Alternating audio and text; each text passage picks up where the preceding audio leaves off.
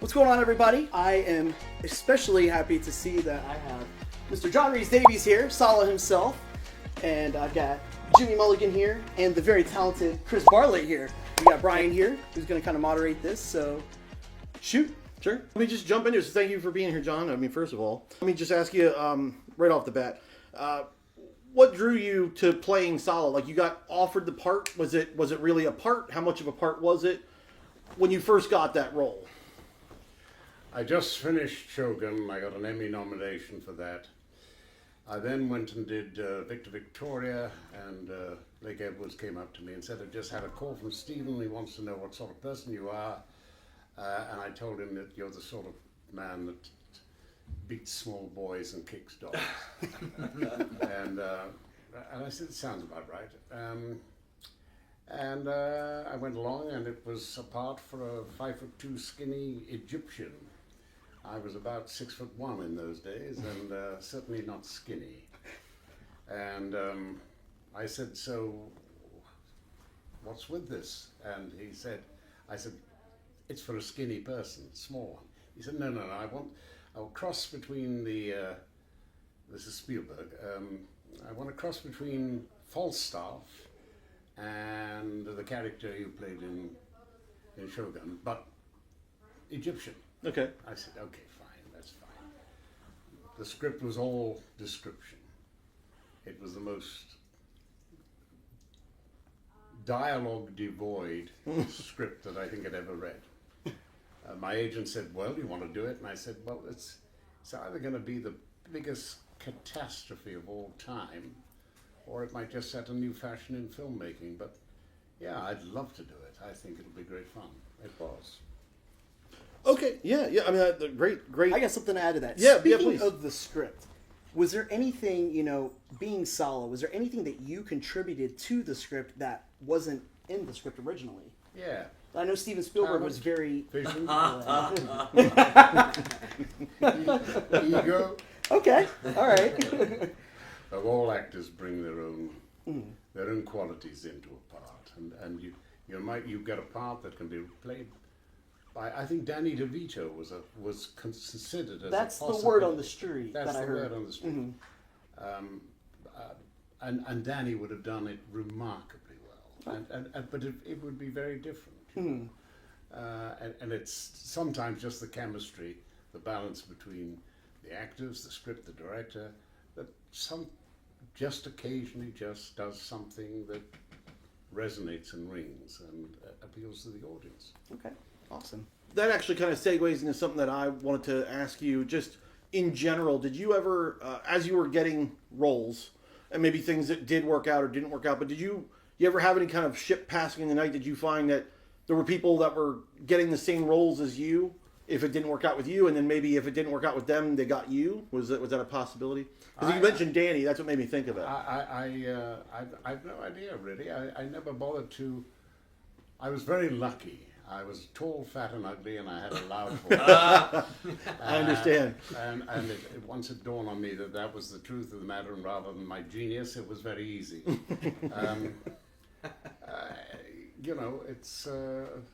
It's all I know is that the parts that I didn't get. No, that's okay. So sorry.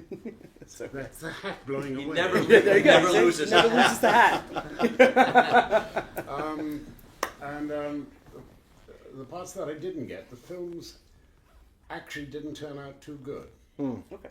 Well, obviously, they were missing the most important Well, element. that's what But I clearly, always no ego there. That's what I always maintain. But there is. I mean, the original Dune. I went up for the original Dune, and I clearly wasn't up to it. But just listening to the way they were talking about it, you thought, wait a minute, this isn't going to work. I went up for a Tom Cruise film very early on, where he was playing an Irish boy who could fight his way through. Far and Away. Far and Far and Away. Away. It's fantastic. Yeah, I mean, I like the way it came out. And you knew that this wasn't going to work because it was completely out of context. There he is, an Irish boy, and he's going to fight against aristocrats and things like that, and just no sensibility, no understanding of the class system in Ireland at that period. There's no understanding of history. Mm-hmm.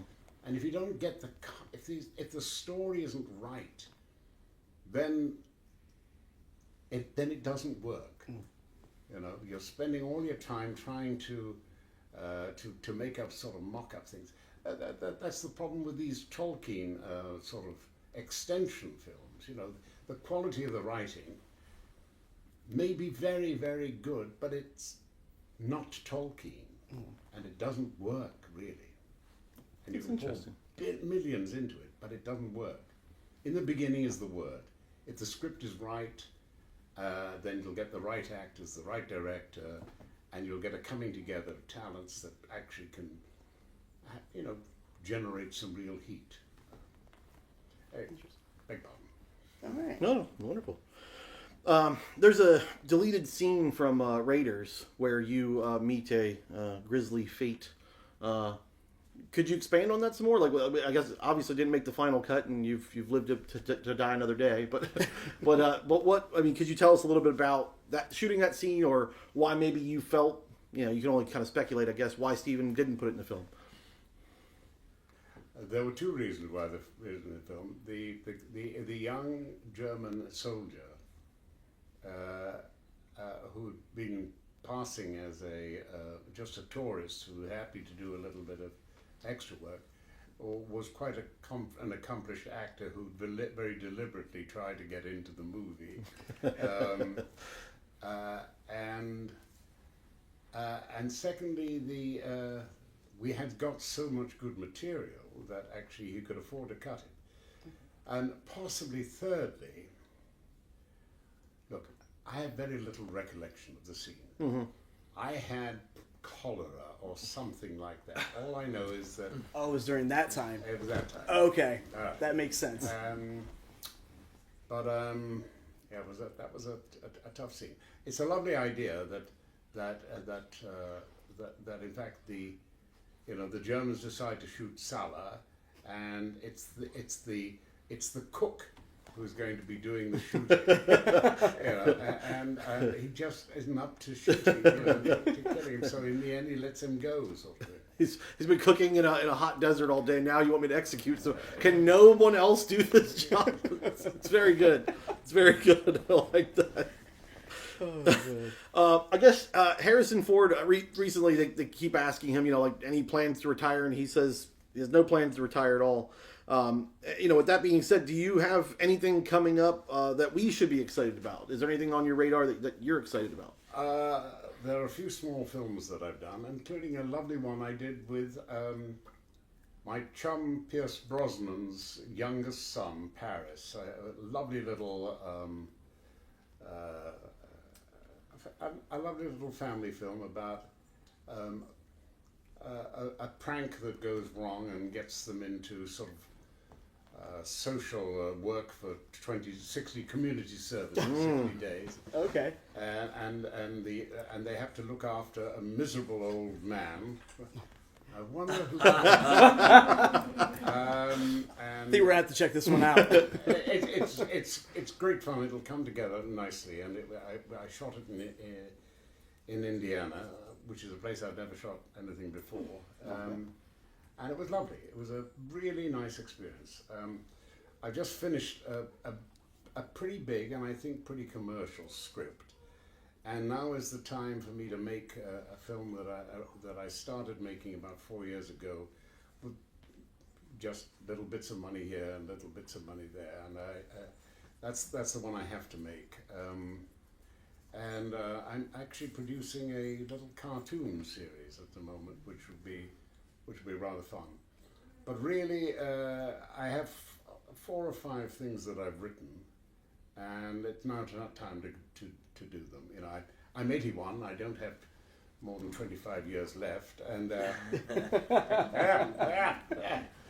but the time must be now focused on doing something really worthwhile.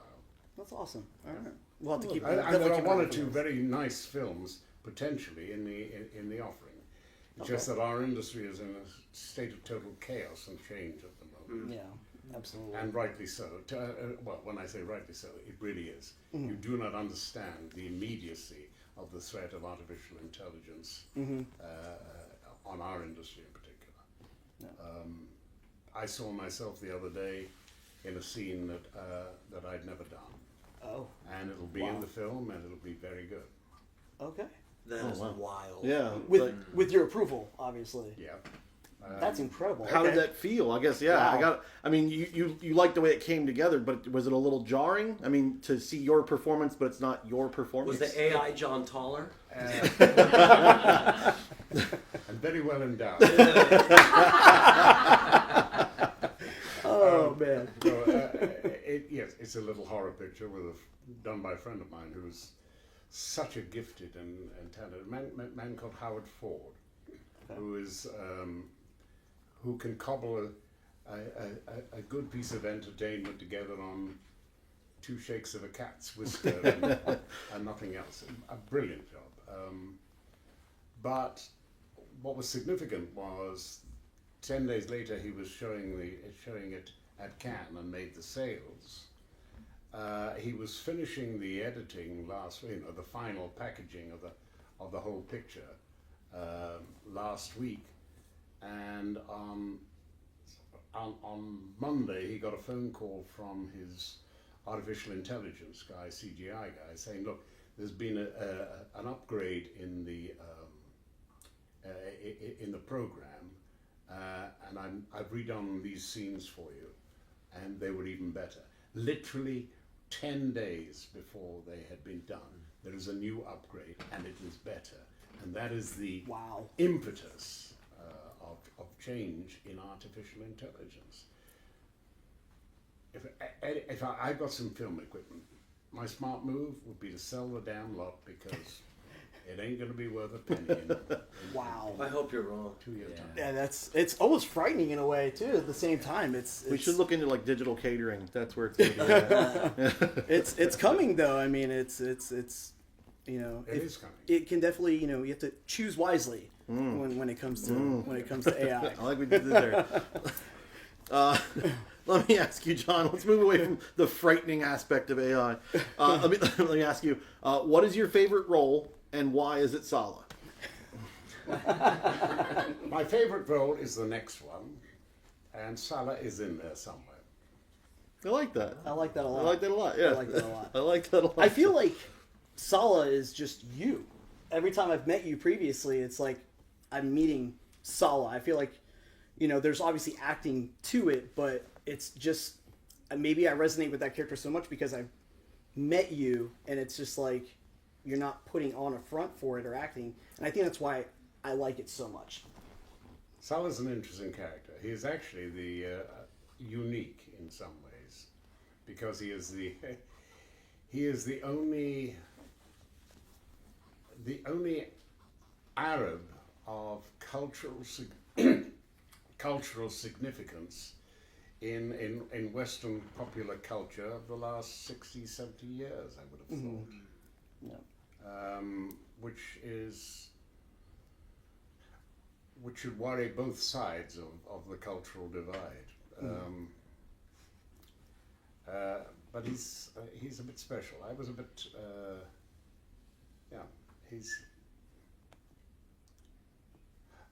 What happened to Sallah? I'll tell you what happened to Sallah. He didn't end up as a bloody taxi driver. He ended up guarding Palmyra, the museum in Palmyra, and when the I can't even remember which particular group of idiots came, and they demanded all the treasures of the museum. They found that he'd hidden them, and they took him out in front of his museum, and his name by then was Walid al-Asadi. Okay. And these are the people who just blown up the Buddhist shrines in Syria, isn't it? Walid al-Asadi, blessed be he. He refused to give up the treasures of his museum, and he was murdered in front of his museum, resisting. He was 81 years old. He was about my age. Whoa. So that's probably what happened to, I Okay. hope, All right. our boy, instead of being taxi driver. Taxi driver. He obviously stole the taxi to go get Indy. That's what happened. It's not a job. He stole the taxi. Clearly, that's what it was. The deleted scene. Very good. I hear that there might possibly be a Sliders reunion coming up. Indeed, yes. I hope so. Should we hear more about that? I managed to persuade. Organizationally, you understand, this isn't quite completely together at the moment. Okay. But yes, I'm hoping that Sabrina will come from Rome. Clevant will come from, I think he's hoofing it on Broadway at the moment. Jerry's got a new show, and we're all going to meet in Salt Lake City, I hope, on the 26th, 27th or something like that of September. September. The Okay. Great Salt Lake City Convention. That's So right. And you're going to be there too, correct? Yes, Be there, yeah, we'll we'll be there. You're going to be there as well? Yeah. And Yeah. you're actually going to be where I'm going next week, Rebel Scum Con. Yes, that's Yes, right. I'll see you there next week, too. All Star Wars theme. So- Anywhere he All right. goes is Rebel Scum. Nice. Perfect. Yeah, I'm flying out there on Thursday, so I'll great. probably see you right out there Yeah. too. So that's awesome. right, can we go and have a dinner now? Absolutely. Thank you guys so much for your time. I really All right. appreciate it. Thank you You're for the having best, us. John. It's fun. And good night to all you fans of indie, because God bless you. You put my children through decent schools all the way back to 1979. Or thereabout, wasn't it? 1981. 81. 1981. Yeah, yeah. So Or thereabouts. 1981. Pretty Yep. close. Yeah. Bless you all. Thank you so much. Right. All right.